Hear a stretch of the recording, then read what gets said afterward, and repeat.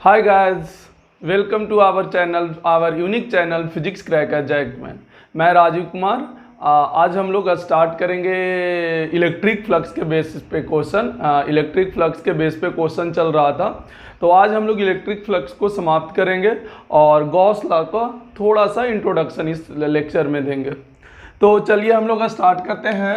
कुछ जो क्वेश्चन है इलेक्ट्रिक फ्लक्स से, जो कि इम्पॉर्टेंट सवाल है सारा। जैसे कि मान लिया जाए आपके पास ये हमारे पास क्या है, एक क्यूब है। ये हमारे पास क्या है, एक क्यूब है। और ये क्यूब है जिसका साइड कितना है, ए है। यहाँ पर देखिए क्यूब जिसका साइड कितना है, क्यूब ऑफ साइड ए, ठीक है। और यहाँ पे क्या करें कि बीच में हम चार्ज ना रखकर, पिछले लेक्चर में बीच में चार्ज रखकर किए थे और वो यहीं पे इंड हुआ था। अब हम लोग यहाँ पे कॉर्नर पे चार्ज रख रहे हैं, ये क्यू रख रहे हैं। अब यहाँ पर बताया गया, नामकरण कर दे पहले, ए बी सी डी, और यहाँ पर देख ले ई, यहाँ पर हो गया एफ जी और एच हो गया। तो यहाँ से सवाल फिर से वही है कि हमसे सवाल किया जाएगा फाइंड फ्लक्स थ्रू। सवाल लिख लीजिएगा क्योंकि फिर हटा देंगे।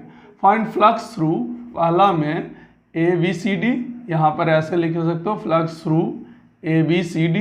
दूसरा में क्या हो जाएगा, ई एफ जी एच। तीसरा में क्या हो जाएगा, है ना, नीचे और ऊपर की ये साइड लिख दो। तो ये साइड लिखोगे तो फ्लक्स थ्रू कितना हो जाएगा, ए डी ई एच हो जाएगा। एंड चौथा में कितना हो जाएगा, फ्लक्स थ्रू निकालना जो है अपना यहाँ पर देख लें, ये साइड में निकाल लें। या हालांकि इतना साइड निकालने का ज़रूरत नहीं, एक पता हो जाएगा तो आ जाएगा, तो इतना लिखने का ज़रूरत नहीं है। हम सीधा सीधी 2-3 लिखते हैं जो कि इम्पॉर्टेंट होगा, बाकी जो कॉमन होगा उसको नहीं लिखेंगे। तो यहाँ पे जो सबसे पहले लिखें, ए बी सी डी ना लिख कर यहाँ पर लिख दें क्या, ई एफ जी एच लिख दें। एंड दूसरा फ्लक्स थ्रू लिख दें बी सी और एफ जी लिख दें। एंड तीसरा लिख दें ए बी सी डी लिख दें, A B C D. And चौथा लिख दें फ्लक्स थ्रू द क्यूब। मजा आ जाएगा भाई, देख लेना इसको, पॉज करें और अच्छे से सॉल्व करें इसे, ठीक है। तो अब हम लोग स्टार्ट करते हैं इसका सॉल्यूशन। पॉज करके सॉल्व करें और उसके बाद सॉल्यूशन देखें। हाँ भाई, अब आ जाते हैं यहाँ पे। जब सॉल्व करने का बात आया तो हम लोग क्या करते हैं, सबसे पहले एक काम करते हैं, फ्लक्स थ्रू द क्यूब निकाल लेते हैं। तो सबसे पहले तो ये पता होना चाहिए कि ये चार्ज को क्लोज कर दो। क्लोज करने का तरीका बताए थे, और क्लोज करके पहले निकाल लो। तो सोचो ये चार्ज क्लोज कब होगा, देखना कैसे होगा।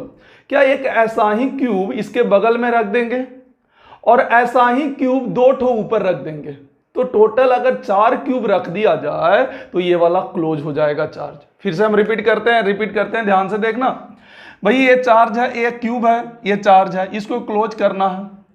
तो इतना ही, यही मतलब यही क्यूब एक बगल में रख दो और फिर वैसा ही 2 क्यूब ऊपर से रख दो, तो देखना ये चार्ज क्लोज हो जाएगा। तो कितना क्यूब रखें जिससे चार्ज क्लोज हो गया, तो 4 क्यूब रखेंगे तो चार्ज क्लोज हो जाएगा। अच्छा, यहाँ पे एक और मजेदार चीज बताएं, ऐसे सोचने का भी जरूरत नहीं है। केमिस्ट्री में पढ़ा होगा कि अगर यहाँ पे साइड में चार्ज क्यू रखा हुआ हो तो ये क्यू का कितना पार्ट अंदर है, ये क्यू का कितना पार्ट अंदर है, उतना ही के कारण सिर्फ फ्लक्स आएगा। तो जितना क्यूब से क्लोज होता है उतना ही पार्ट अंदर होता है, मतलब इनक्लोज होता है चार्ज। हम वापस रिपीट कर रहे हैं इस चीज को।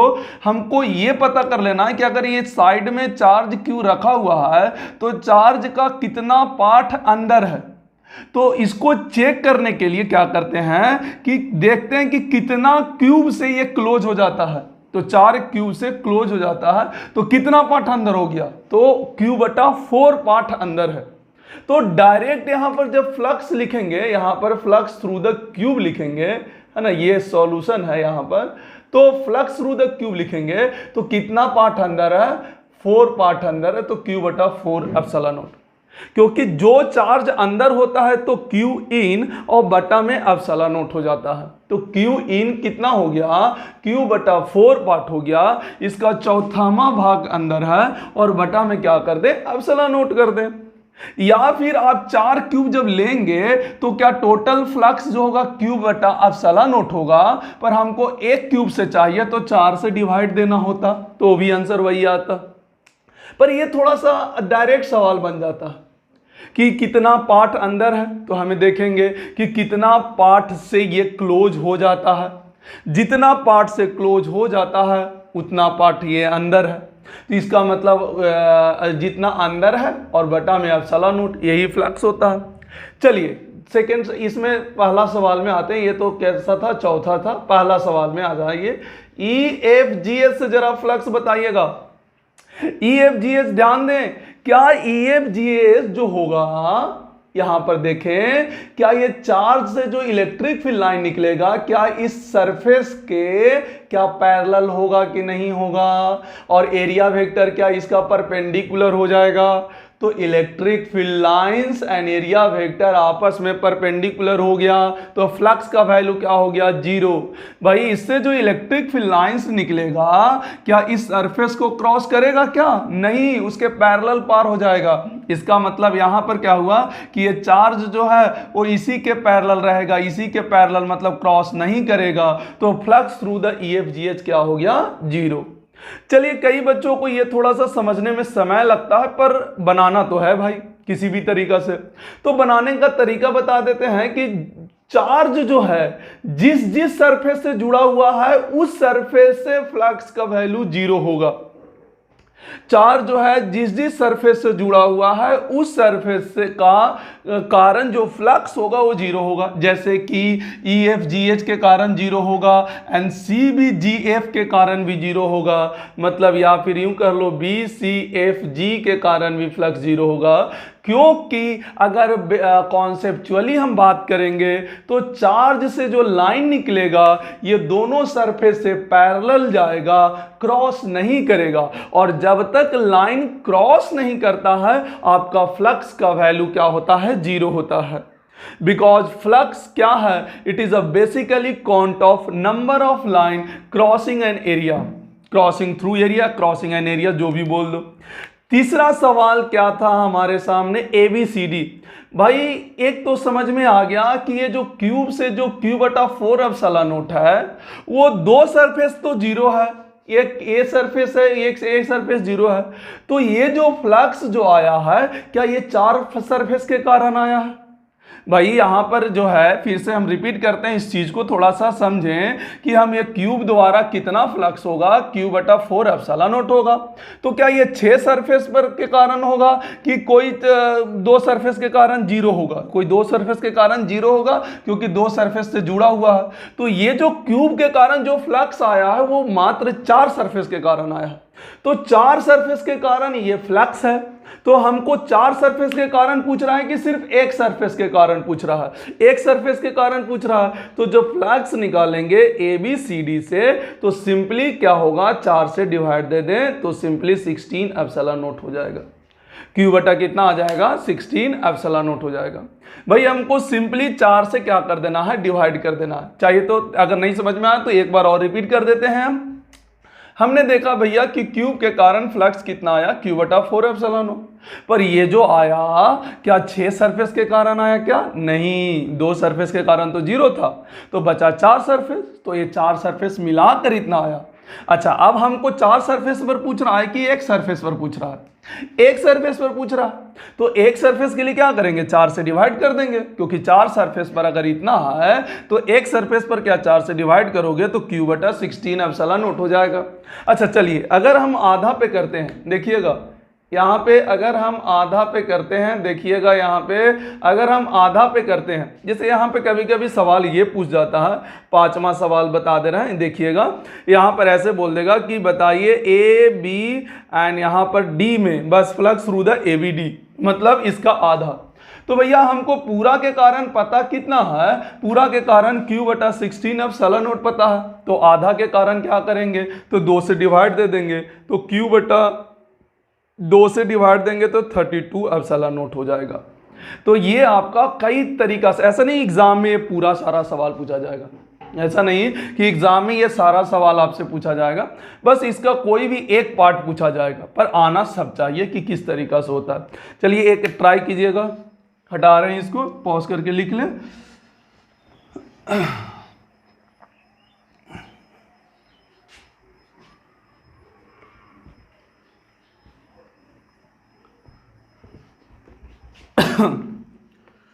चलो भैया, हाँ भाई एक और सवाल इसके बेसिस पे फिर थोड़ा सा हम लोग अलग करेंगे। हाँ ध्यान दें, ये हमारा क्या है, ये हमारा फिर से क्यूब है। क्या है? क्यूब है। हाँ भाई, अब यहाँ पर जो है नामकरण कर दो ABCD और क्या होगा EFGH हो जाएगा। अब आप यहाँ पर एक काम करें, अभी जो चार्ज रखेगा वो यहाँ पे रख दे, इस कॉर्नर पे रख दे Q। और अब जो है हम जो बोल रहे हैं उस पर ध्यान दीजिएगा, फाइंड फ्लक्स, फाइंड फ्लक्स या फिर फाइंड पहला में फ्लक्स थ्रू द, जैसे जैसे सवाल पूछ रहे हैं बिल्कुल पॉज करके आंसर अपने आप में दीजिएगा। पहला जो सवाल है आपका वो ये है फ्लक्स थ्रू द EFGH। दूसरा जो सवाल है फ्लक्स का ADEH। एंड जो तीसरा सवाल है वो फ्लक्स थ्रू द, एक बार ध्यान से देखें, एक बार ये आ गया आपका ABGH, है ना। और चौथा क्या होगा flux through the Q। And पांचवा क्या होगा flux through the ABCD। And पांचवा हो गया। छठा क्या होगा फ्लक्स थ्रू द ABD। मजा आएगा। अब सोच के देखो भाई, सोच के देखो, ये वापस वैसा ही टेक्निक है। या तो आप ये कर लें कि सबसे पहले क्लोज बनाने का प्रयास करें, या तो ये पता कर लें कि इस क्यू को अगर हम कॉर्नर पे रखते हैं तो इसका कितना पार्ट इनक्लोज है। भाई इनक्लोज पता चल गया तो फ्लक्स क्या होता है अंदर वाला चार्ज और बटा में एप्सिलॉन नोट होता है। तो अब क्या करें, इसको पहले क्लोज करो। भाई कितना अंदर चार्ज होगा तो ये देख लो कि कितना क्यूब से ये क्लोज होगा। भाई ऐसा ही क्यूब क्या एक हम बगल में रखेंगे और सामने भी दो क्यू रखना होगा। भाई ये है तो यहां पे एक बगल में रखो, फिर दो ऐसा ही सामने रखो और फिर क्या चार ऊपर से रखो सेम क्यू। मतलब टोटल क्यू कितना चाहिए 8 चाहिए इसको क्लोज करने के लिए। जो टोटल क्यू कितना चाहिए इसको 8, एक इसके बगल में दो सामने रख दे तो 4 हुआ। ये तो नीचे हुआ, ऊपर तो खाली है, तो वैसा ही क्यू 4 ऊपर से रख दे तो टोटल कितना क्यूब हो गया 8 क्यूब हो गया। तो टोटल जो हमको क्यूब चाहिए 8 क्यूब चाहिए इसको क्लोज करने के लिए। इसका मतलब इसका कितना हिस्सा अंदर है तो 1/8 पार्ट अंदर है, 1/8 पार्ट इनक्लोज है। तो यहां से डायरेक्ट लिख सकते हो, ये वाला लिख देते हैं, पांचवा पहले बना देते हैं, नहीं चौथा है ना, चौथा फ्लक्स थ्रू द क्यूब क्या हो जाएगा, क्या डायरेक्ट हम लिख सकते हैं Q/8 पार्ट अंदर है और बटा में एप्सिलॉन नोट से डिवाइड दे देंगे, बात खत्म हो जाएगा। चलिए जल्दी से बताइएगा, ये पहला question flux through the EFGH, क्या हम अभी बोले थे कि जो सरफेस चार्ज से जुड़ा हुआ होगा क्या उसके कारण फ्लक्स का वैल्यू 0 होता है। हाँ देखो, क्या ये सरफेस इस चार्ज से जुड़ा हुआ है तो इसके कारण फ्लक्स का वैल्यू क्या होगा 0 होगा। क्यों 0 होगा भाई, इससे जो इलेक्ट्रिक फील्ड लाइंस निकलेगा क्या इस सरफेस के पैरेलल निकलेगा और जब तक काटता नहीं है, मतलब लाइन सरफेस को क्रॉस नहीं करता है, तब तक का फ्लक्स का वैल्यू आता ही नहीं है। तो यहाँ पे फ्लक्स का वैल्यू 0 हो गया। दूसरा सवाल अगर आप देखेंगे तो ADEH है, बता दें जल्दी से, तो ADEH क्या ये चार्ज से जुड़ा हुआ सरफेस है तो फ्लक्स का वैल्यू यहाँ भी कितना हो जाएगा 0। अगर तीसरा पार्ट में आप देखें तो फ्लक्स अगर आपको निकालना है, क्या निकालना है ABGH से, तो ABGH देखें यहाँ पर ABGH, अरे क्या ये तो फिर से ही जुड़ा हुआ है सर, ये फिर से 0 होगा।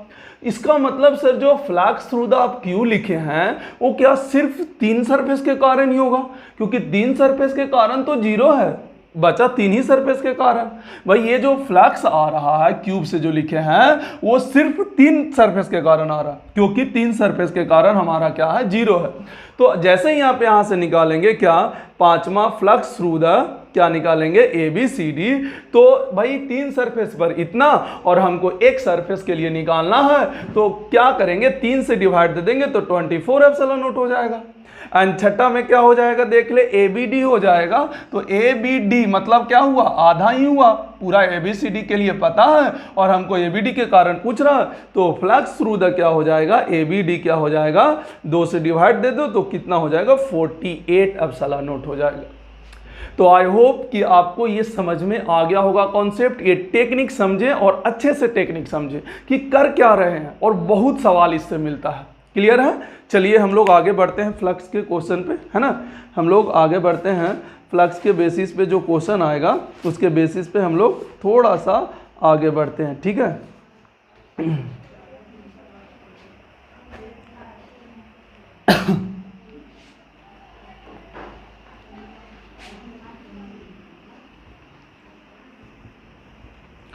चलो भाई, अब आगे का सवाल एक और, है ना।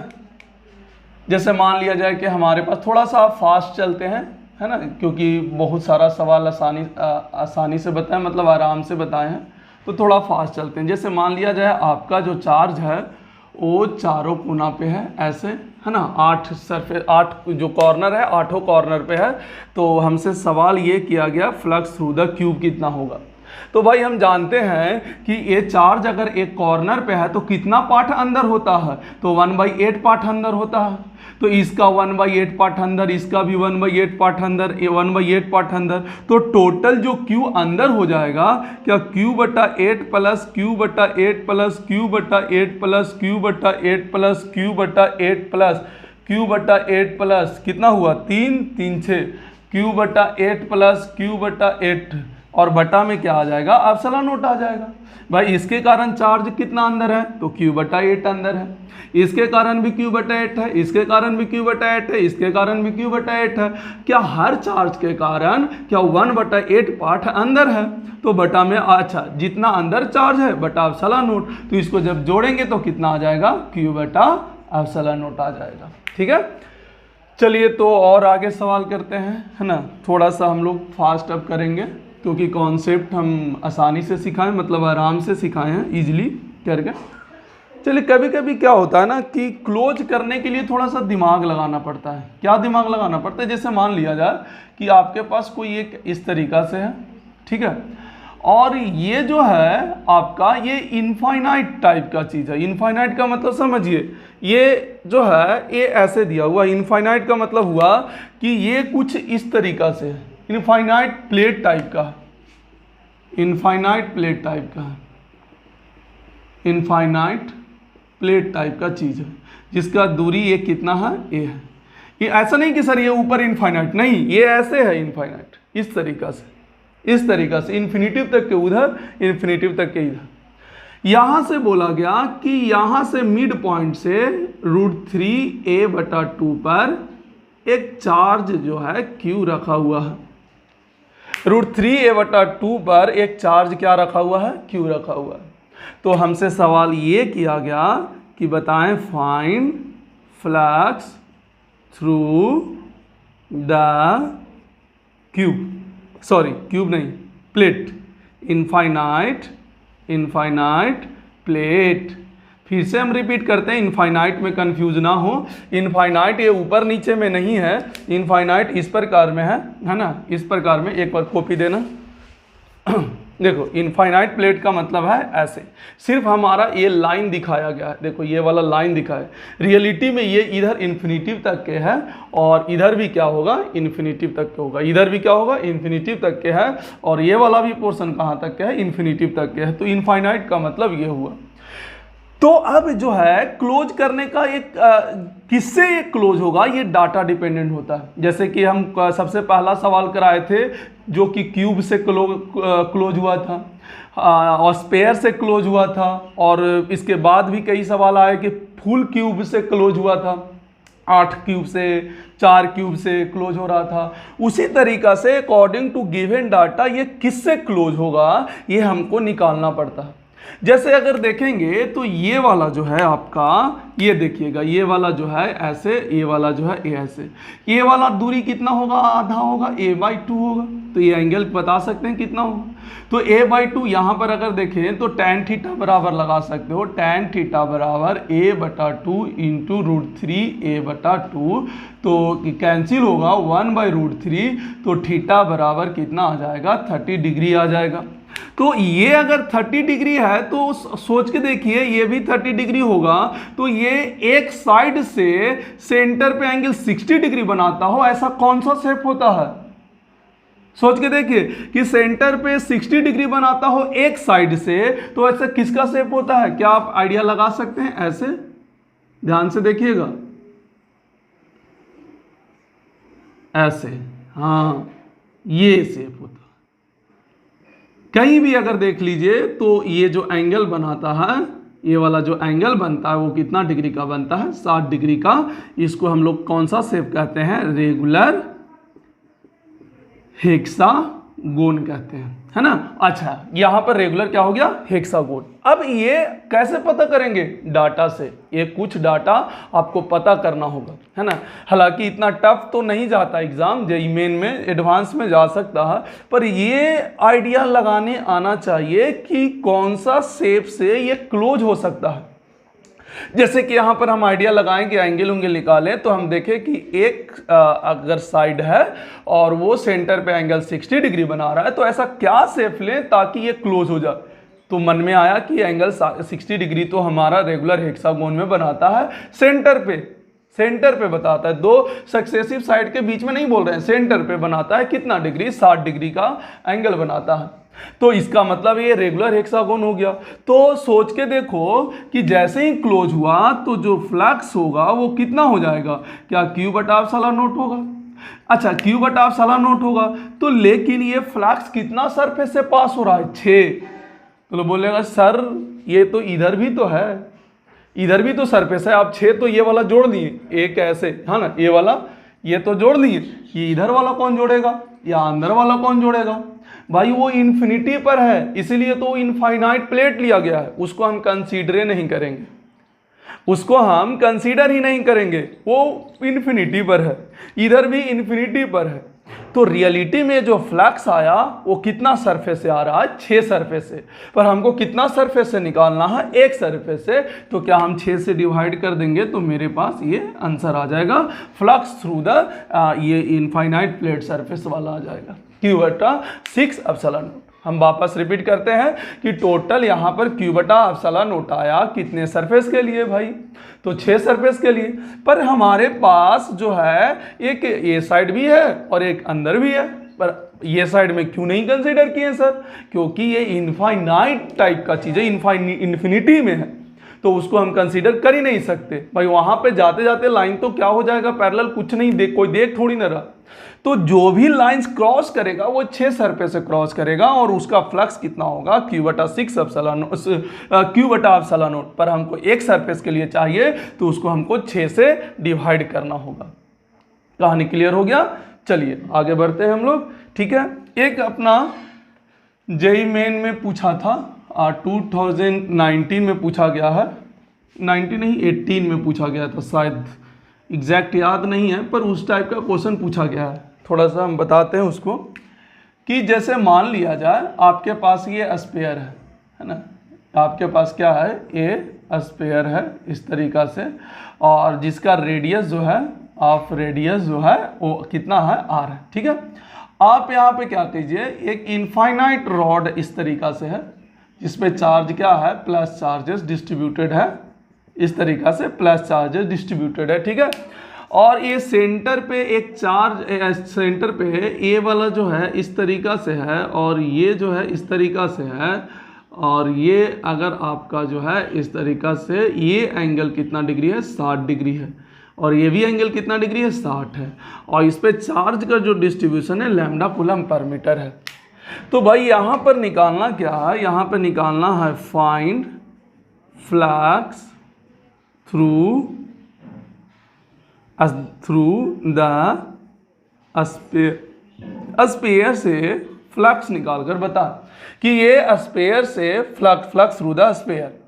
तो भाई हम जानते हैं, एक तो सवाल बहुत इजी है भाई, अगर कॉमन सेंस क्लिक कर गया तो भाई लगेगा कि हाँ सर ये सब क्या पूछता। भाई क्या करना है इसमें, देख लो अंदर कितना चार्ज है, बाहर वाला चार्ज से तो हमको कोई मतलब ही नहीं है। तो हमको क्या देख लेना है कि इस स्फीयर के अंदर कितना चार्ज है।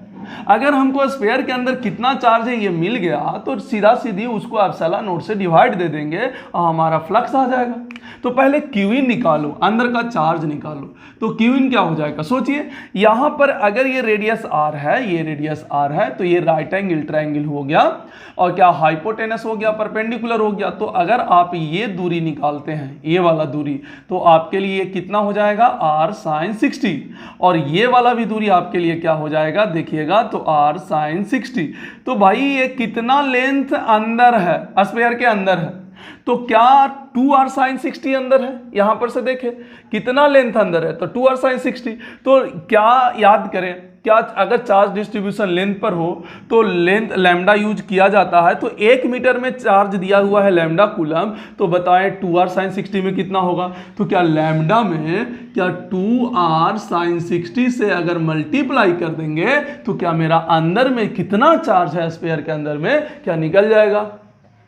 तो सिंपल सा लॉजिक है कि इसमें जो मेन कॉन्सेप्ट था यही था कि स्फीयर के अंदर कितना चार्ज है वो निकाल ले। स्फीयर के अंदर कितना चार्ज है, अगर वो निकल गया तो मेरा काम बन जाएगा। तो यहाँ पर find flux through the sphere में स्फीयर के अंदर कितना चार्ज है। तो भाई हम देख लिए कि अंदर में लेंथ कितना है, क्योंकि 1 मीटर में कितना चार्ज डिस्ट्रीब्यूट है ये दे चुका है। तो 1 मीटर में कितना है, लैम्डा कूलम। तो बताओ 2r sin 60 में इतना। अब ये क्या हो जाएगा, 2r लैम्डा sin 60 को क्या लिख सकते हैं, √3/2। तो ये आ गया क्यूइन। तो फ्लक्स कितना आ जाएगा, √3r लैम्डा और बटा कितना आ जाएगा, एप्सिलॉन नॉट। ये किससे आ गया, स्फीयर से हमारा क्या आ गया, फ्लक्स आ गया।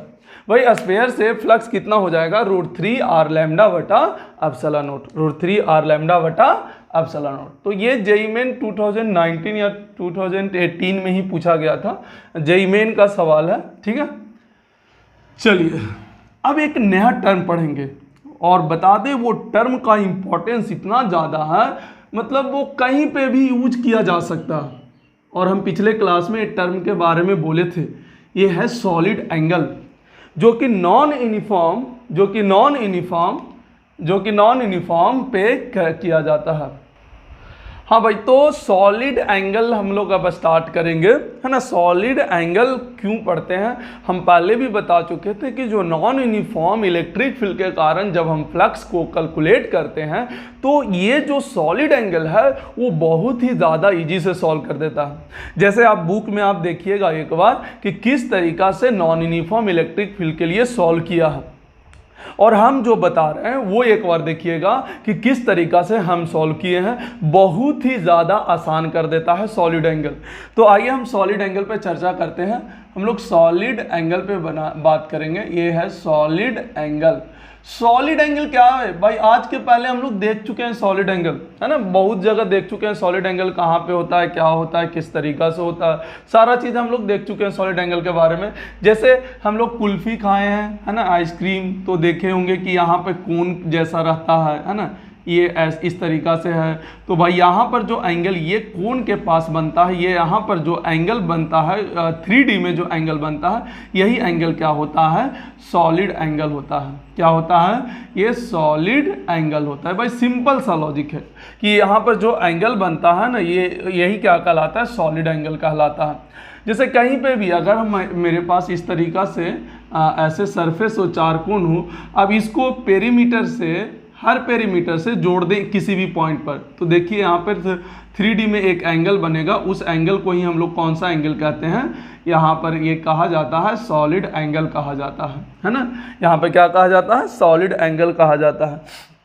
तो इस तरीक़ा से हम लोग को सॉलिड एंगल का डिफाइन है। अच्छा, इसी में अगर आप देखें कि जैसे मान लें ये है सॉलिड एंगल का, खैर थोड़ा सा हम चर्चा करेंगे कि इसको कैसे निकालते हैं। असलियत में इसको ओम से डिनोट किया जाता है, इस तरीक़ा से नोटेशन है ये नोटेशन है कि किस सॉलिड एंगल को किससे रिप्रेजेंट करते हैं, तो इस तरीक़ा से ओम से रिप्रेजेंट किया जाता है। अच्छा एक बात बताइए, अगर हम लोग बात करें कि प्लेन एंगल की बात करें जो कि दो लाइन के बीच में बनता है, हम बोले कि यहाँ पर एंगल कितना बन रहा है, थीटा। अब बताएं यहाँ पर एंगल कितना बन रहा है, तो theta.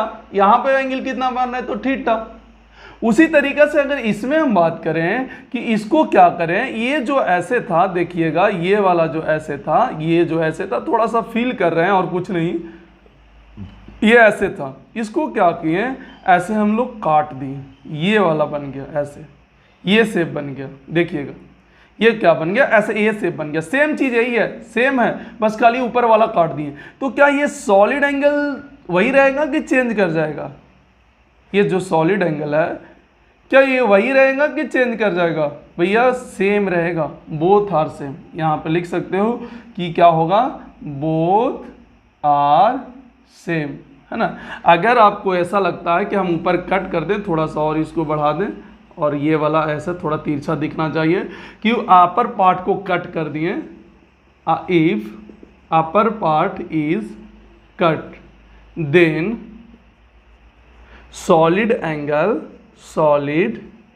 angle does not changes। भाई सेम यहाँ पर कहानी है, जो एंगल यहाँ पर बन गया यहाँ पर भी बनेगा, यहाँ भी बनेगा। भाई ऊपर काटा तो ऊपर काटने से यहाँ पर क्या फर्क पड़ा, ये तो एंगल अभी भी उतना ही बन रहा है। भाई यहाँ पर देखो एंगल भी अभी भी तो कितना बन रहा है, उतना ही बन रहा है। यहाँ पर एंगल जो है क्या उतना ही बन रहा है। हाँ भाई, तो ये जो है देखिए सॉलिड एंगल में कोई फर्क पड़ने वाला है नहीं, यहाँ पर देखिए सॉलिड एंगल वही रहेगा। चलिए इसका एक तो ये बेसिक सोच था, थिंकिंग था कि कहाँ कहाँ सॉलिड एंगल हो सकता है। तो कोई भी 3D एंगल जो होता है कोन के पास, जैसे इसका पेरीमीटर जितने भी हैं, पेरीमीटर पे जितने भी पॉइंट है उसको एक पॉइंट से सबको लाकर मिला दो, तो यहाँ पर जो एंगल बनता है 3D में जो एंगल बनता है उसी को सॉलिड एंगल कहा जाता है और इसको ओम से डिनोट किया जाता है। और यहाँ पर यह भी बता दिए कि जैसे कि मान लिया जाए ये हो और या फिर ये हो, तो दोनों में सेम ही है, बस ऊपर थोड़ा सा कट कर दिया गया था, तो इससे सॉलिड एंगल में कोई चेंज नहीं होता। ठीक है, इसका मैथमेटिकल फॉर्म थोड़ा सा बता देते हैं कि क्या होता है मैथमेटिकल फॉर्म। मैथमेटिकल फॉर्म इसका इम्पॉर्टेंट होता है, उसी पे तो हम लोग को काम करना है, मैथमेटिकल फॉर्म पर। तो यहाँ पर मैथमेटिकल फार्मूला लिख लेते हैं, है ना, क्या लिख लेते हैं, मैथमेटिकल, यहाँ पर फॉर्मूला, मैथमेटिकल यहाँ पर फॉर्मूला लिख लेते हैं या मैथमेटिकल फॉर्म लिख लेते हैं किसका, ऑफ सॉलिड एंगल का, सॉलिड एंगल का। और थोड़ा सा समझेंगे इसको भी। भाई यहाँ पर दो तरीके का फिगर बना रहे हैं, एक ध्यान से देखना, ये वाला कोन वाला यहाँ पे ऐसे आया, यहाँ पे ऐसे आया, यहाँ पे, और ये एंगल हमारा सॉलिड एंगल बना। ठीक है, ये ऊपर एरिया है डीए क्या है, ये स्मॉल एरिया है। सर स्मॉल एरिया क्यों लिए, अभी रीजन बताते हैं, है ना। ये वाला रेडियस आर है, ये वाला भी क्या है, ये वाला भी क्या होगा, आर होगा। सब पेरीमीटर से मिलाया हुआ आर है, चाहे सेंटर से मिला लो पेरीमीटर, यहाँ से यहाँ मिला लो। ये डीए एरिया स्मॉल इसीलिए लिया जाता है ताकि यहाँ से जो दूरी हो हर पॉइंट का, पेरीमीटर का हर पॉइंट का, या पेरीमीटर का लो या किसी भी पॉइंट से अगर हम ये दूरी नापें तो वो दूरी का वैल्यू अप्रॉक्स आर ही हो, स्मॉल आर ही हो, इसलिए एरिया छोटा लिया जाता है। अगर आप एरिया बड़ा ले लेते हैं तो आपका हर जगह का जो वैल्यू होगा ये आर नहीं होगा। जैसे कि आप बीच से यहाँ से आप अगर ड्रॉ करेंगे तो आपका वैल्यू कुछ और होगा, और यहाँ से ड्रॉ करेंगे तो आपका वैल्यू कुछ और होगा। पर यही चीज़ अगर आप एरिया को बहुत छोटा लेते हैं तो आप यहाँ से भी मेजर करिए, चाहे यहाँ से मेजर करिए, चाहे ये वाला लाइन से मेजर करिए, ये वाला लाइन से, चाहे आप यहाँ से मेजर करिए, हर का वैल्यू क्या होता है, आर होता है। तो सबसे पहले सॉलिड एंगल में जब निकालते हैं, सॉलिड एंगल का मैथमेटिकल फॉर्म निकालते हैं, तो हमेशा ध्यान रखा कीजिए कि जो एरिया ले रहे हैं और जहाँ पर सॉलिड एंगल निकाल रहे हैं तो उस एरिया के हर पॉइंट से, उस एरिया वाला जो सरफेस होगा उस सरफेस के हर पॉइंट से ये दूरी क्या होना चाहिए, सेम होना चाहिए।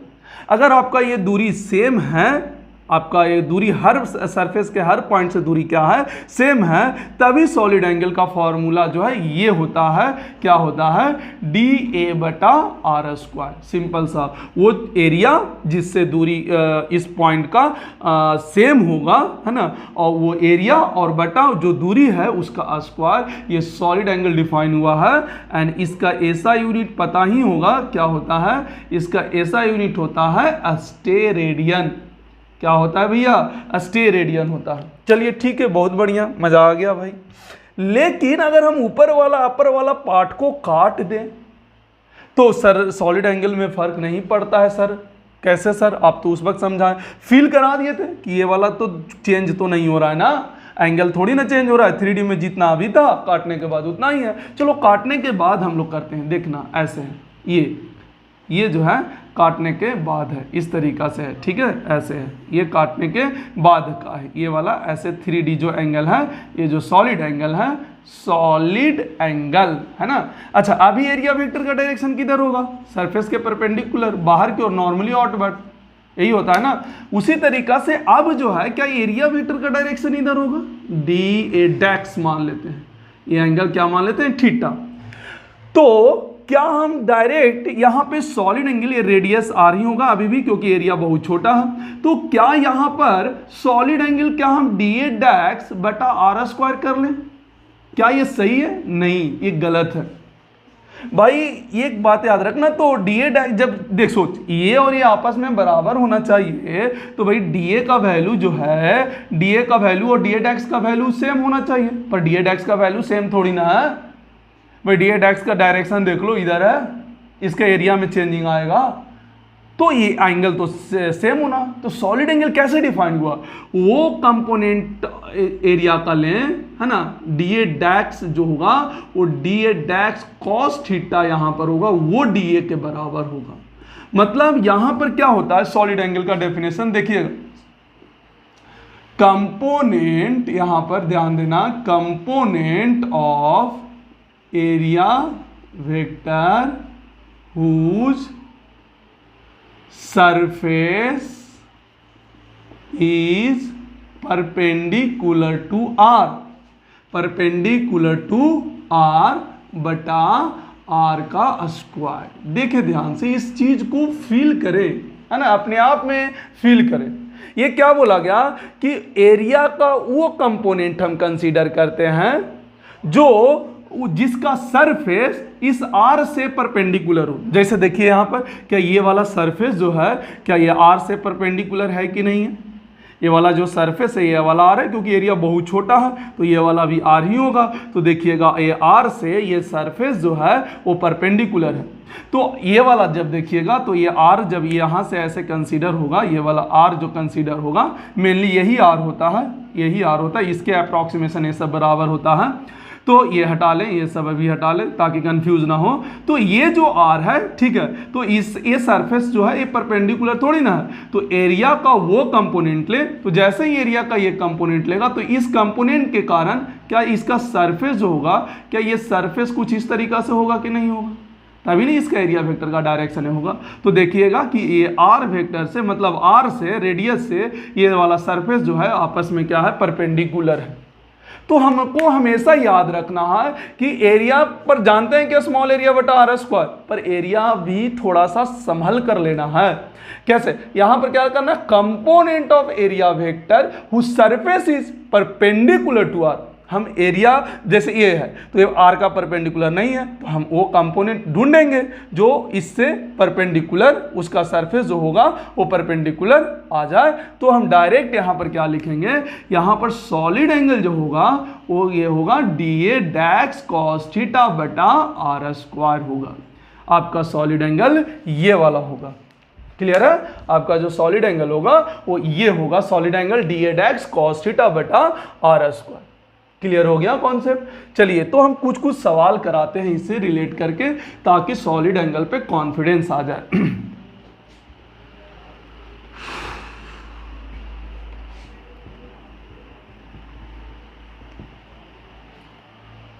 चलिए देखते हैं आगे।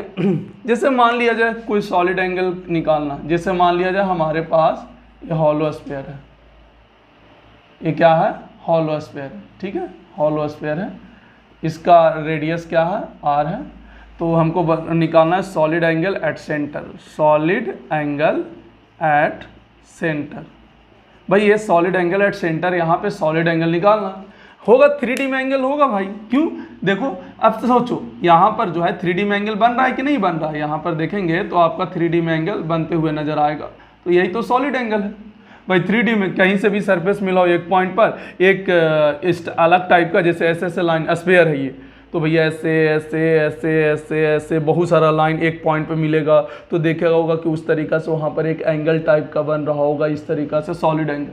तो अच्छा एक चीज़ और, सॉलिड एंगल फार्मूला इस्तेमाल करने से पहले ये देख ले कि उस सरफेस से, जिस सरफेस का हम एरिया लिखने वाले हैं, क्या उस सरफेस से और जहाँ पे हमको सॉलिड एंगल निकालना है, क्या उसका दूरी सेम है कि नहीं है। देखिए सरफेस से हर पॉइंट का दूरी आपका आर आएगा, मतलब देखिए ये दूरी सेम है, मतलब हर जगह से देखेंगे इस पूरे सरफेस के कोई भी पॉइंट आप ले लें, इस सेंटर पर अगर आप सेंटर से आप लेंथ को मेजरमेंट करेंगे तो आपका रेडियस कितना आएगा, आर ही आएगा। मतलब इसको हम डीए ले सकते हैं, इसमें छोटा सा एरिया लेने का जरूरत नहीं है, क्योंकि छोटा सा एरिया तो तब लेते हैं ना कि दूरी जो हो, जिस पॉइंट पर हमको निकालना हो सॉलिड एंगल, वहां से हमको दूरी जो हो क्या हो, सेम हो।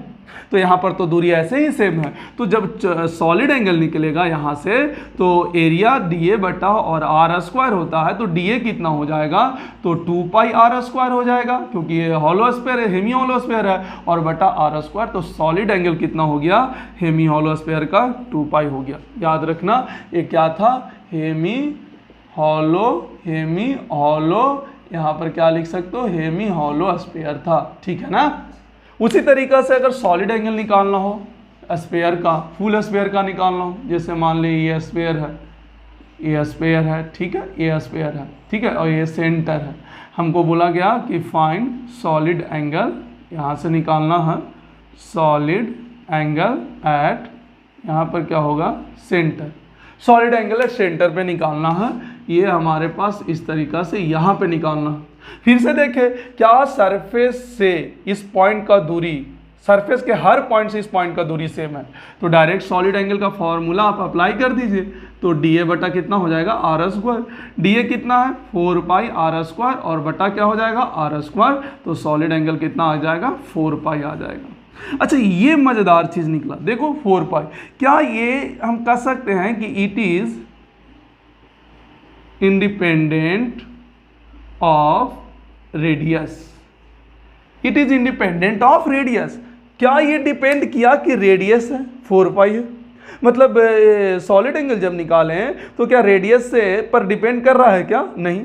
मतलब अगर आर रेडियस वाला हो यहाँ पर स्फीयर, चाहे 2r रेडियस वाला हो स्फीयर, क्या सेंटर पे जो सॉलिड एंगल होगा क्या 4 पाई ही होगा। अच्छा चलिए हम और बताते हैं, थोड़ा सा और फील कराते हैं, यहाँ पर बहुत मजा आने वाला है भाई, ध्यान से समझिएगा इस चीज को।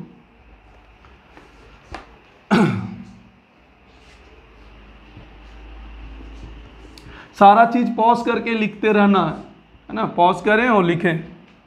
चलिए यहां पर हम समझाते हैं आपको कि जैसे मान लिया जाए हमारे पास ऐसे है, देखिएगा जैसे हम बोले कि जब रेडियस क्या था, आर था यहाँ पर, तो ये सेंटर पे जो सॉलिड एंगल था वो सॉलिड एंगल कितना आया, 4 पाई आया।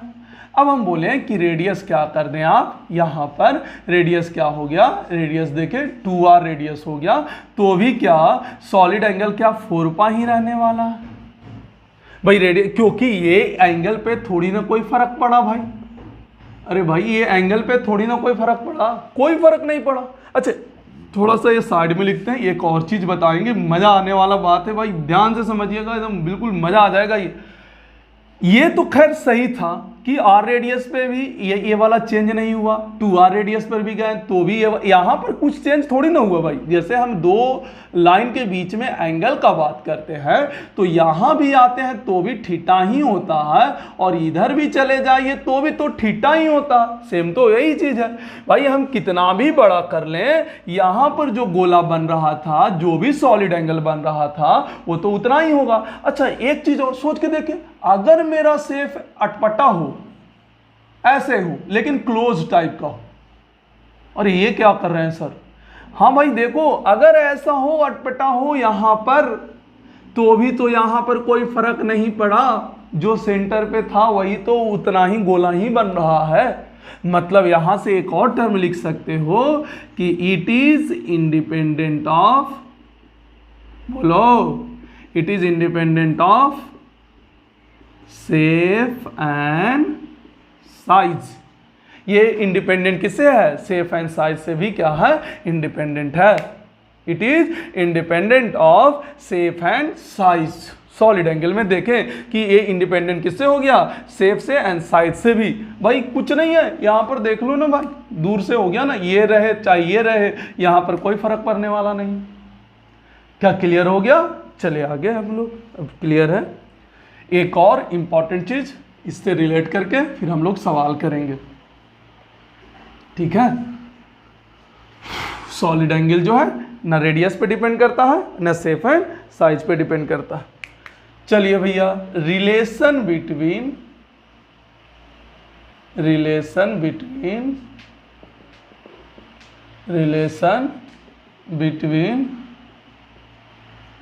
Solid angle and plane angle, ठीक है, मोस्ट इंपॉर्टेंट है। इसी से सारा सवाल बनेगा नॉन यूनिफॉर्म इलेक्ट्रिक फील्ड वाला। तो अगर हम लोग देखें कि जैसे हुआ क्या, ध्यान से समझिए। जैसे मान लीजिए स्फीयर है, ठीक है, और ये इस तरीका से है, ठीक है। तो यहाँ पर क्या कीजिए आप, यहाँ पे इस तरीका से है कि यहाँ पे एक शेप इस तरीका से ले लिया गया। तो यहाँ पे अगर आप देखेंगे तो ये जो है ये वाला काट के निकाल लीजिए बाहर, ये वाला। भाई यहाँ पे इस तरीका से बन रहा है ना सॉलिड एंगल।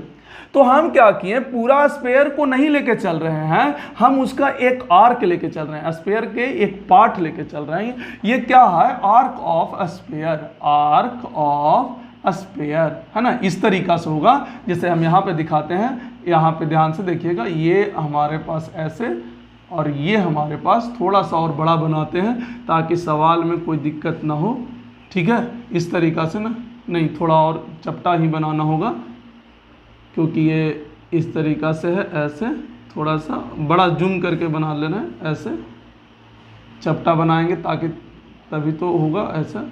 और ये आपका इस तरीका से है और ये आपका इस तरीका से लिया गया है, इसी को जूम करके किए हैं और कुछ नहीं है। ये आपका इस तरीका से है, ठीक है। तो ये जो एंगल है, देखिए यहाँ पर जो एंगल बनेगा, देखिएगा ये वाला एंगल जो 3D में बनेगा, क्योंकि आप मिलाइएगा पेरीमीटर से हर पॉइंट से, तो क्या यहाँ पर एक कोन टाइप का बनेगा कि नहीं? तो ये हमारा कौन सा होगा? सॉलिड एंगल होगा। ये कौन सा होगा? सॉलिड एंगल होगा।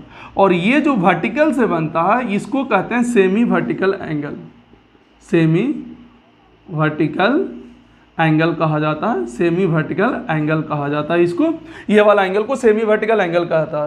तो यही अल्फा और ये जो है वो में हमको रिलेशन कैलकुलेट करना है, ये वाला। तो भाई हमको पता है सॉलिड एंगल कैसे निकालते हैं। सॉलिड एंगल तो है, ये वाला का एरिया निकाल दो और बटा रेडियस का स्क्वायर कर दो।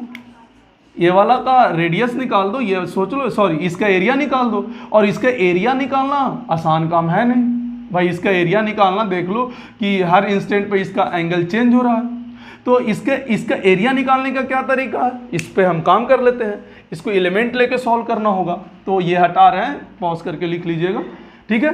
तो इसका जब एरिया निकालना हो तो एक काम करते हैं, फिर से फिगर इसका बनाते हैं, थोड़ा सा अच्छा से बनाते हैं, ठीक है। ये हमारे पास इस तरीका से हो गया और ये हमारे पास एक फिगर वो भी रहेगा, एक फिगर और बनाते हैं ताकि एलिमेंट टू एलिमेंट लेने में कोई दिक्कत ना हो, ठीक है। और इस तरीका से है और इस तरीका से है, ये है। और ये हमारा पास ये नहीं, थोड़ा गड़बड़ा गया,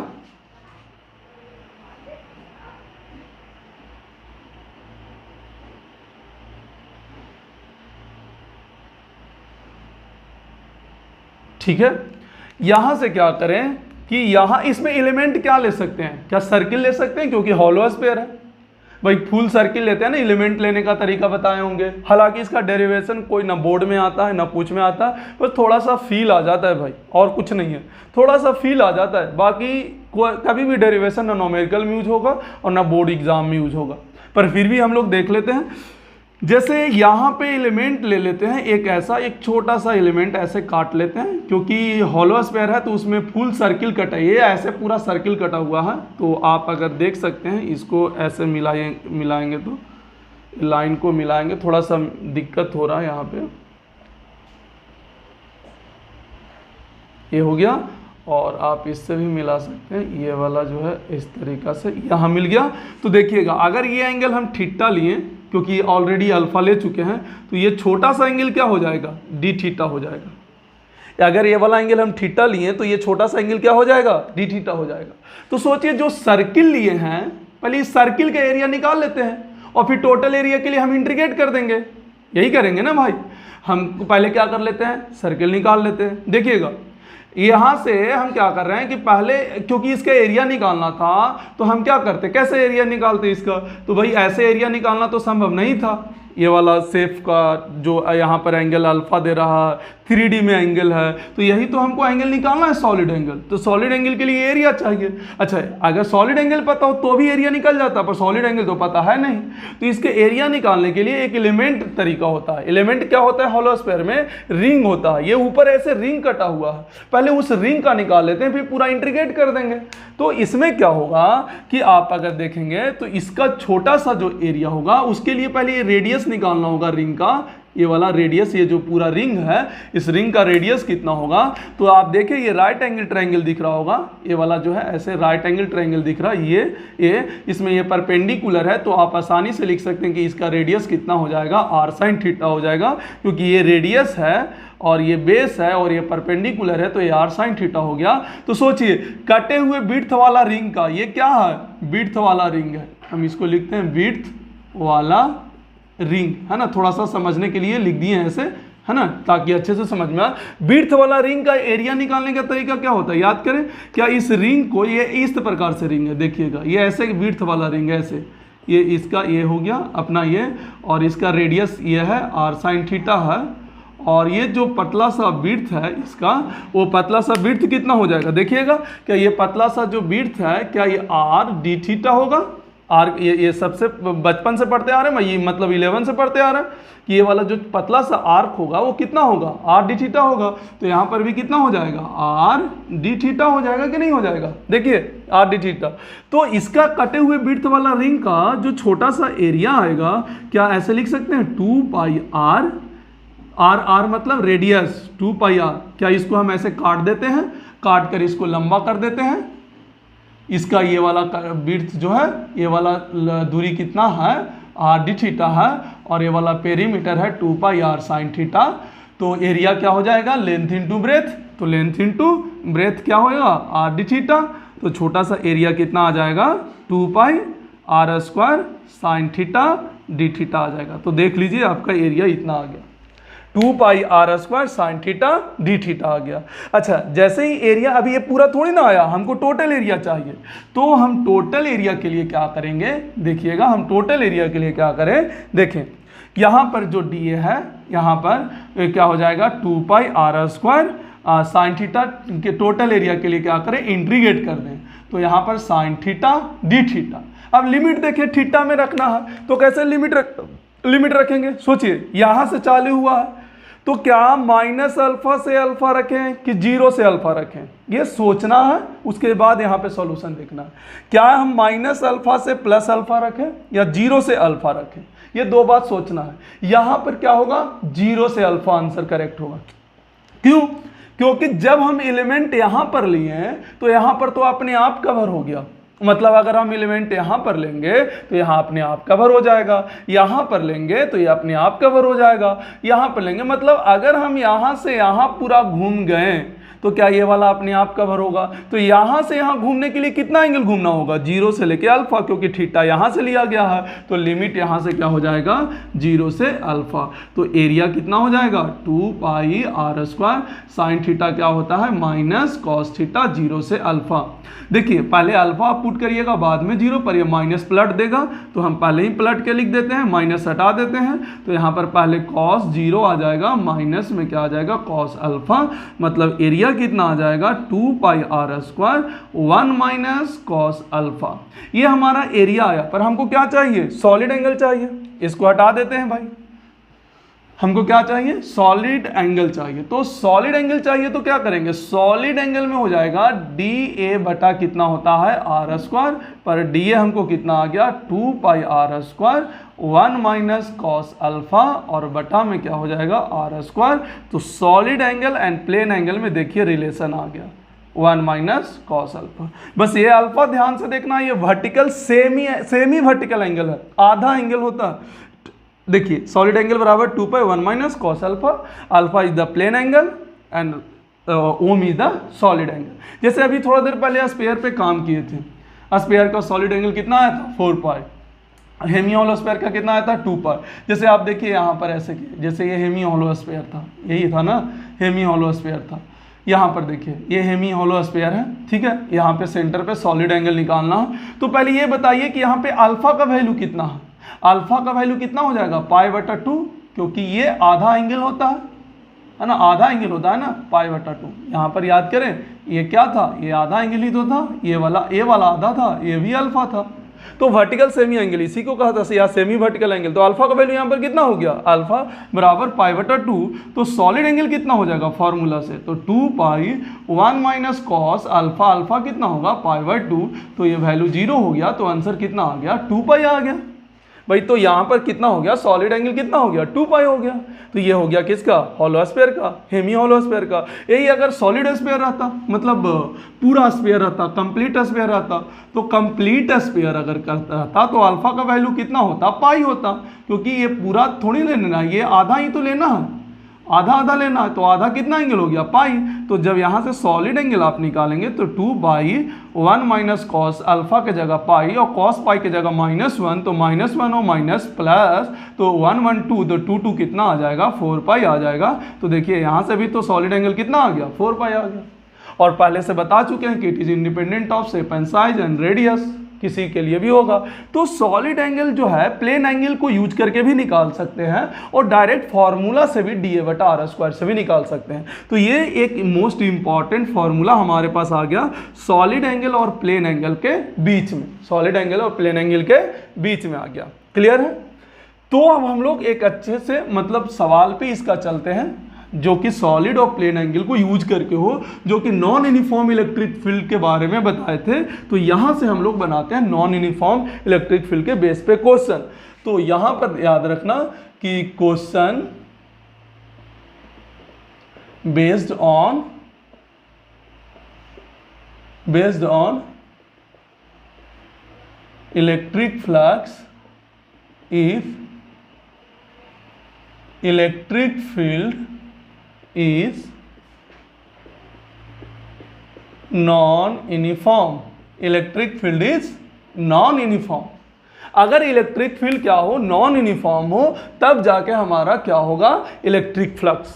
चलिए जैसे मान लेते हैं यहाँ पर, और सॉलिड एंगल का कॉन्सेप्ट ही पूरा में इस्तेमाल होना। जैसे मान लीजिए ये क्यू चार्ज है, ठीक है, और आपका ये क्या है, ये डिस्क है, ये आपका डिस्क है, ये डिस्क है और जिसका रेडियस क्या है आर है। ये आपका क्यू चार्ज है और यहाँ से जो दूरी है आपका ये डी है और रेडियस कितना है, रेडियस इसका आपका आर है।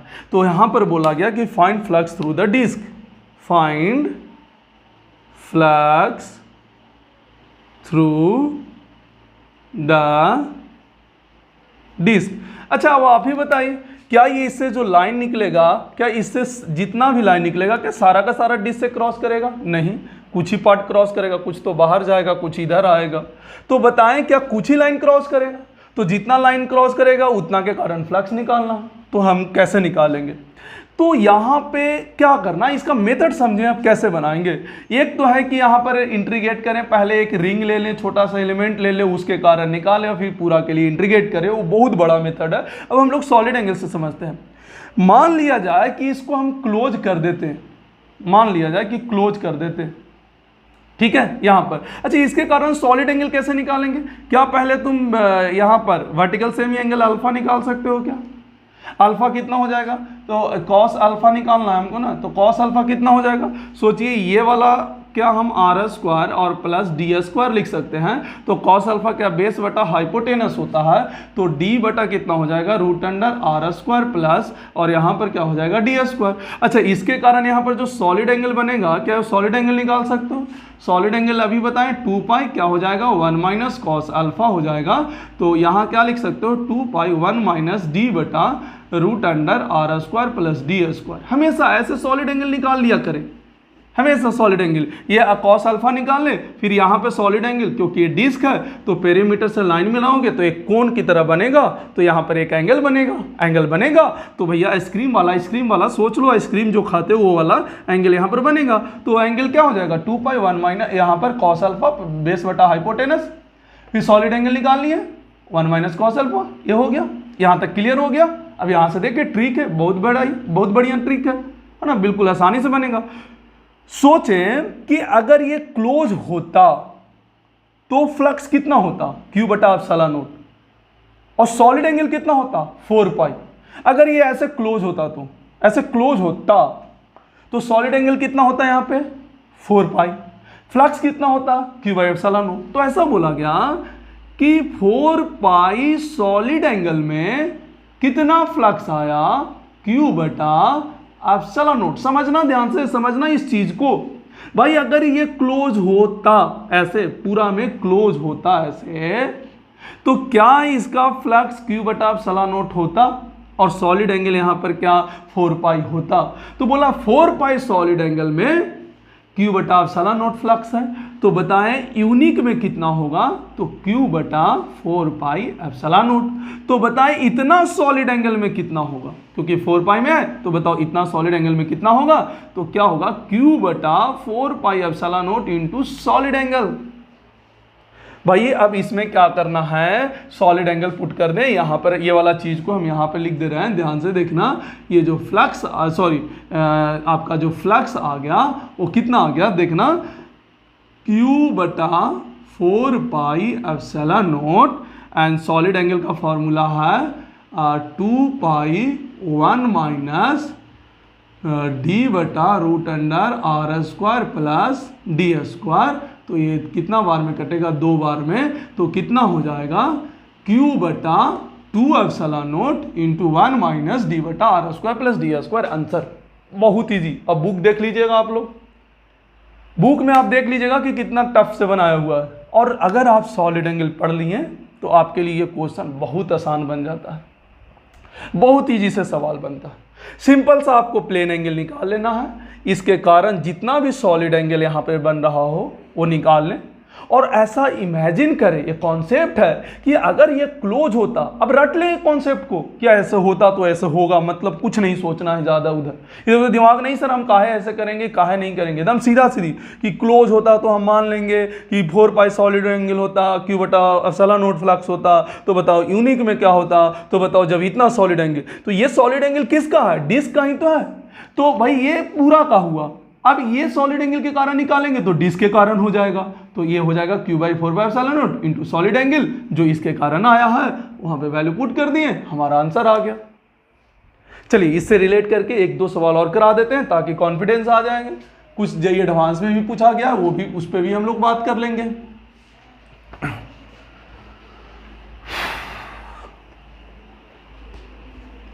सब वेरिएबल इलेक्ट्रिक फील्ड के कारण करा रहे हैं, सब वेरिएबल देखते रहिएगा।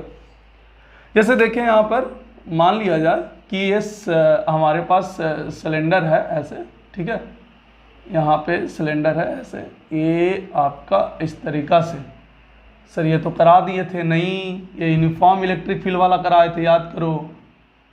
हाँ भाई ये लेंथ कितना है L है, इसका रेडियस कितना है R है, ठीक है। यहाँ पे क्या है कि यहाँ पे सेंटर पे Q दे रखा हो, या फिर कुछ नहीं बोला हो तो समझ जाना कि सेंटर पे दे रखा हो। अगर बोला, कभी कभी क्या होता है कि लेंथ बोलेगा कि L/3 से, ये इधर से L/3 है और इधर से 2L/3 है। अगर सिर्फ ऐसे बोल दिया कि एक चार्ज रखा हुआ है विद इन द सिलेंडर, इसका मतलब आप समझे कि वो सेंटर पे ही रखा हुआ है। अगर आपका लेंथ के बारे में कुछ भी नहीं बोला गया हो तो आपको समझना होगा कि वो कहाँ पे रखा हुआ होगा, सेंटर पे ही रखा हुआ होगा, आपको ये समझना पड़ेगा। चलिए, तो ये बोला गया कि फाइंड, यहाँ पे पहला में flux through the plane surface and second में flux through the curve surface, है ना। ये वाला जो कर्व है सिलेंडर का, ये और ये जो प्लेन है, ये प्लेन, ये इस पे निकालना। फ्लक्स थ्रू द किससे, plane surface, and flux through the किससे, कर्व सरफेस, है ना। प्लेन सरफेस से निकालना है, यहाँ से कैसे निकालना है, प्लेन सरफेस है, और यहाँ से कैसे निकालना है, कर्व सरफेस से निकालना है, इस तरीके से निकालना है आपको, ठीक है। चलिए हम इसमें ट्राई करते हैं। बिल्कुल सॉलिड एंगल से बहुत ही इजी सवाल बन जाता है। देखें यहाँ पर अगर सबसे पहले हम प्लेन सरफेस के कारण निकालते हैं, ठीक है। प्लेन सरफेस के कारण क्या होगा, तो आप सबसे पहले क्या इसका प्लेन एंगल निकाल लेंगे। भाई ये वाला l/2 है कि नहीं है, और ये वाला रेडियस कितना है, r है, तो बता दें ये वाला दूरी कितना हो जाएगा, तो l/2 का स्क्वायर एंड r का स्क्वायर हो जाएगा। तो ये क्या हो गया, प्लेन एंगल, और यहाँ पर सॉलिड एंगल भी बन रहा है। तो आप यहाँ पे ऐसे कर सकते हैं, देखिएगा यहाँ पे करिए, देखिए क्या यहाँ पे हम कॉस अल्फा को ऐसे लिख सकते हैं, बेस बटा हाइपोटेनस, हाइपोटेनस क्या है, l²/4 एंड प्लस में r² का रूट, ये हमारा क्या आ गया, कॉस अल्फा आ गया। अब इससे सॉलिड एंगल निकाल लें तो कितना होगा, 2π1 - कॉस अल्फा, और कॉस अल्फा का वैल्यू यहाँ पर पुट कर दें। अब फिर से हमको ये सिर्फ इस पे काम कर रहे हैं तो इसको भूलना पड़ेगा, हम सिर्फ इसके प्लेन सरफेस के कारण निकाल रहे हैं, वो भी एक प्लेन सरफेस के कारण निकाल रहे हैं, तो सबको हमको भूलना पड़ेगा, बिल्कुल सबको भूल जाओ। तो सोच के देखो कि फिर से वही वाला कॉन्सेप्ट लगा सकते हैं कि अगर ये क्लोज होता, इसको अभी भूल जाओ, सिर्फ इस पे काम करो, अगर ये क्लोज होता तो फ्लक्स कितना होता, Q/ε0, और सॉलिड एंगल कितना होता, 4π। तो आप वापस कॉन्सेप्ट लगा सकते हैं कि 4π सॉलिड एंगल में फ्लक्स है Q/ε0, तो 1 में क्या हो जाएगा, Q/4πε0, और चाहो तो ये रिजल्ट रट लो, इतना सॉलिड एंगल में क्या हो जाएगा, तो हो जाएगा Q/4πε0 इंटू सॉलिड एंगल। तो जो flux through the plane surface से आएगा वो कितना होगा, Q/4πε0 इंटू यहाँ पर 2π1 - कॉस अल्फा, ये दो बार में काटो। अच्छा, ये प्लेन सरफेस क्या सिर्फ एक वाला के कारण हुआ है, और क्या ये सेम इससे निकालोगे तो सेम निकलेगा, क्योंकि ये सेंटर पे है l/2 और ये रेडियस r है, तो ये वाला भी दूरी उतना ही होगा, ठीक है, ये वाला भी दूरी क्या होगा, उतना ही होगा। तो क्या इसके कारण भी निकालोगे तो प्लेन एंगल उतना ही होगा, सॉलिड एंगल उतना ही होगा। तो क्या जब इसके कारण फ्लक्स निकालोगे तो क्या सेम टू सेम इतना ही आएगा कि नहीं आएगा। हाँ, अगर ये चार्ज इधर उधर होता तब तो अलग अलग निकालना पड़ता, इसका निकालिया फिर इसके लिए निकालता, क्योंकि इसके लिए प्लेन एंगल अलग होता तो सॉलिड एंगल भी अलग आता। पर अभी तो सेंटर पे है तो दोनों का जो डायमेंशन है, डायमेंशन बिल्कुल सेम है। तो आप यहाँ से फ्लक्स थ्रू द जब प्लेन निकालेंगे, इसको क्या कर देंगे, 2 टाइम्स कर देंगे। क्या कर देंगे, 2 टाइम्स कर देंगे, क्योंकि एक इसके कारण और एक इसके कारण, तो यहाँ पे 2 टाइम्स हो जाएगा। तो आपका यहाँ से आसानी से प्लेन का निकल जाएगा, जबकि ये कॉस अल्फा का वैल्यू यहाँ से यहाँ पुट कर देना है, तब आ जाएगा प्लेन सरफेस के कारण। तब किसके कारण आ जाएगा, प्लेन सरफेस के कारण। चलिए अब हम लोग कर्व पे काम कर लेते हैं, समझ में आ गया होगा ये। चलिए आइए देखते हैं आगे। अच्छा, हम जानते हैं क्या ये क्लोज सरफेस है पूरा, और ये चार्ज अंदर है। तो अगर हमको नेट फ्लक्स पूछता तो सीधा सीधी क्या हम Q/ε0 करते। ये क्वेश्चन हम करवा भी चुके हैं क्लास में, पिछले क्लास में, पिछले लेक्चर में देख लीजिएगा कि अगर कोई सिलेंडर है उसके अंदर चार्ज है तो सिलेंडर के कारण जो नेट फ्लक्स होता वो Q/ε0। मतलब नेट फ्लक्स किसके किसके कारण है, नेट फ्लक्स जो है क्या कर्व सरफेस के कारण है, एंड प्लस में यहाँ पर प्लेन सरफेस के कारण है। तो प्लेन सरफेस के कारण तो हमको आ गया, तो कर्व सरफेस के कारण जो फ्लक्स होगा वो क्या हो जाएगा, क्या नेट फ्लक्स माइनस क्या प्लेन के कारण होगा। और नेट फ्लक्स कितना है, Q/ε0, और प्लेन के कारण अभी कितना लिखाए थे, अभी थोड़ा देर पहले अगर देखिएगा तो कितना आया था, जो भी होगा प्लेन के कारण आप लोग लिख लीजिएगा, या फिर हम याद दिला देते हैं कितना था। तो यहाँ पर कितना था, थोड़ा सा याद करें, कितना था, क्यू बटा यहाँ पर एप्सिलॉन नोट था और यहाँ पर क्या था 1 माइनस कॉस अल्फा, यही था ना। फ्लक्स थ्रू द टोटल, दोनों के कारण, ये दोनों के कारण लिख रहे हैं 2 टाइम्स प्लेन, तो 2 टाइम्स यहाँ पर देखें तो ये नीचे 2 आ जाएगा है ना, 4 पाई और यहाँ 2 पाई, तो 2 पाई कैंसिल, 2 टाइम में कैंसिल हो जाएगा। तो ये 2 टाइम्स प्लेन के कारण जब करेंगे तो ये यहाँ पर एक प्लेन, भाई प्लेन का मतलब एक प्लेन, तो इसको दुगना करना पड़ेगा, इसको इसके कारण घटाना होगा। तो जब ये करेंगे 2 एप्सिलॉन नोट, या फिर पहले ही अगर आप निकाल लीजिएगा कि प्लेन जो है नेट ही हम निकाल रहे हैं तो 2 से मल्टीप्लाई करने का जरूरत नहीं है, तो यहाँ से किसके कारण आ जाएगा, कर्व के कारण। एक कॉन्सेप्ट है, समझ लीजिए कि कभी भी अगर हमको कर्व के कारण निकालने के लिए बोला जाए तो हम हमेशा क्या करते हैं, प्लेन के कारण निकाल लेते हैं, और नेट फ्लक्स हमको पता होता है तो उसमें से हम क्या करते हैं, प्लेन वाला हम घटा देते हैं, तो हमारा क्या निकल जाता है, कर्व सरफेस वाला हमारा फ्लक्स जो है कैलकुलेट हो जाता है। चलिए और देखते हैं भैया, एक सवाल और देखते हैं जो IIT में पूछ चुका है। 18 या 17 में ही ये भी सवाल पूछा गया है, JEE एडवांस में ये पूछा गया जो अभी कराएंगे, ठीक है। तो जैसे कि मान लिया जाए यहाँ पर इस तरीका से है, देखिएगा यहाँ पर है ऐसे हेमी होलोस्फीयर है, ठीक है, ऐसे देखिएगा ये हमारा हेमी होलोस्फीयर है और ये है हमारा क्या है, हेमी और हेमी होलो, और आपका ये हो गया हेमी होलोस्फीयर, इसका रेडियस कितना है, r है, और जस्ट आउटसाइड एक चार्ज है q।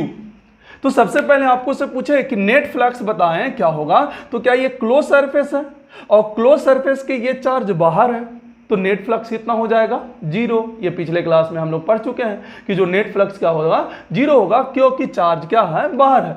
पर हमसे सवाल ये नहीं किया गया, हमसे सवाल किया गया क्या कि find flux through the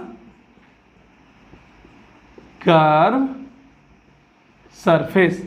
curve surface से सिर्फ बताओ कि क्या होगा फ्लक्स, और ये जस्ट आउटसाइड है, मतलब ये दूरी r ले सकते हो तुम अप्रोक्सीमेटली, तो सिर्फ कर्व सरफेस के कारण बताओ, क्योंकि नेट फ्लक्स जो 0 हुआ है वो कर्व सरफेस और प्लस प्लेन सरफेस को मिलाकर जो होगा वो 0 होगा। तो सबसे पहले क्या कर रहे हैं, तरीका तो अभी तुरंत बताए थे कि कभी भी अगर कर्व सरफेस के कारण पूछा जाए तो हम क्या करते हैं, पहले प्लेन के कारण निकाल लेते हैं। तो प्लेन के कारण निकालने के लिए देखिए बिल्कुल आसान सा तरीका है, यहाँ पर अब तक के आइडिया मिल गया होगा कि अब तो बहुत जल्दी जल्दी कर सकते हो। क्या ये हम पहले सॉलिड एंगल निकाल लेंगे, सॉलिड एंगल निकालने के लिए क्या प्लेन एंगल हमको चाहिए, तो क्या ये वाला प्लेन एंगल अल्फा है, तो ये वाला अगर r है तो ये वाला r है, तो ये वाला क्या √2r होगा। तो कॉस अल्फा यहाँ से अब जब फाइंड आउट करेंगे तो कॉस अल्फा कितना होता है, बेस बटा हाइपोटेनस होता है, तो 1/√2, और मतलब अल्फा का वैल्यू कितना आ गया, 45 डिग्री आ गया। तो यहाँ से आप फिर कॉस अल्फा का वैल्यू 1/√2 है, तो आप यहाँ से अगर आप सॉलिड एंगल निकालते हैं तो 2 पाई इंटू 1 माइनस क्या हो जाएगा, 1/√2 हो जाएगा। मतलब यहाँ से आप लिख सकते हैं 2 पाई √2 माइनस 1 और बटा में √2, या फिर आप ऐसे लिख सकते हैं ये कैंसिल हो जाएगा, या फिर रहने दीजिए ऐसे ही, कोई दिक्कत नहीं है। ये सॉलिड एंगल आ गया। अब फिर से वही कहानी अप्लाई करना है, क्योंकि हम सिर्फ प्लेन पे काम कर रहे हैं, बाकी भूल जाना। जब प्लेन पे काम कर रहे हैं, अभी हम क्या निकाल रहे हैं, flux through the plane surface, सिर्फ प्लेन पे काम किया जा रहा है, क्योंकि हम प्लेन पे निकाल कर ही कर्व निकाल सकते हैं। हमेशा ये याद रखना, कभी भी अगर कर्व के कारण आपसे फ्लक्स पूछे तो हमेशा क्या करें, पहले प्लेन के कारण निकाल लें, उसके बाद आप कर्व के कारण निकालें, ठीक है। तो जैसे ही आप प्लेन के कारण निकालेंगे तो क्या होगा समझिएगा, जैसे प्लेन के कारण आपको निकालना है तो आप क्या करें, ये चीज को प्लेन के कारण निकालना है ना, तो आप क्या करें इससे कि सबसे पहले तो है सॉलिड एंगल ये आ गया, तो आपको पता होगा कि यहाँ पर ऐसे लिख देते हैं, यहाँ पर जो है ये क्वेश्चन लिख लिए होंगे तो ये हटा के लिख देते हैं। यहाँ पर 4 प्लेन सरफेस के लिए हम काम कर रहे हैं, 4 प्लेन सरफेस पर हम काम कर रहे हैं। तो हमको पता है कि अगर ये क्लोज होता, फिर से ये क्लोज होता इस तरीका से, अगर ये इस तरीका से क्लोज होता तो 4 पाई सॉलिड एंगल में Q/ε0 फ्लक्स आता। तो बताएं इतना सॉलिड एंगल में क्या होगा, तो Q/ε0 into 4 pi into solid angle, तो जो flux through the plane surface हो जाएगा वो क्या हो जाएगा, Q कितना है देखें, क्यू बटा 4 पाई एप्सिलॉन नॉट इंटू 2 पाई √2 माइनस 1 और बटा में क्या होगा √2। तो ये 2 बार में क्या हो गया, कैंसिल हो जाएगा। तो हमारे पास कितना बचेगा, क्यू बटा 2 एप्सिलॉन नॉट और यहाँ पर आ जाएगा, ये आ जाएगा √2 माइनस 1 बटा क्या हो जाएगा, √2 हो जाएगा। तो ये जो आया फ्लक्स वो किसके कारण आया, प्लेन सरफेस के कारण आया। हमको किसके कारण निकालना है, कर्व सरफेस के कारण। तो हम जानते हैं flux through the plane surface plus flux through the curve surface is equal to 0। अब यहाँ पर flux through the curve surface बराबर क्या होगा, minus flux through the plane surface. तो माइनस प्लेन सरफेस के कारण कितना आ जाएगा, क्यू बटा 2 एप्सिलॉन नॉट √2 माइनस 1 और बटा √2। ये किसके कारण आ गया, कर्व सरफेस के कारण आ गया। तो देखिए कितना ज़्यादा इंपॉर्टेंस है अपना सॉलिड एंगल का, कितना ज़्यादा इंपॉर्टेंस और कितना टफ सवाल हम इजीली सॉल्व कर लेते हैं। तो ये आपका सॉलिड एंगल है। आज मतलब इलेक्ट्रिक फ्लक्स से हम लोग समाप्त कर दिए, इलेक्ट्रिक फ्लक्स का क्वेश्चन समाप्त हो गया। अगले क्लास में हम लोग गॉस लॉ स्टार्ट करेंगे, गॉस लॉ का बेसिक डेफिनेशन स्टार्ट करेंगे, गॉस लॉ का एप्लीकेशन स्टार्ट करेंगे और अगले क्लास से और ज़्यादा मज़ा आने वाला है क्योंकि उसका ग्राफ बहुत ज़्यादा इंपॉर्टेंट होता है। ठीक है, चलिए अगर ये वीडियो आपको अच्छा लगा होगा तो प्लीज़ सब्सक्राइब करें, लाइक करें एंड शेयर करें। Thank you.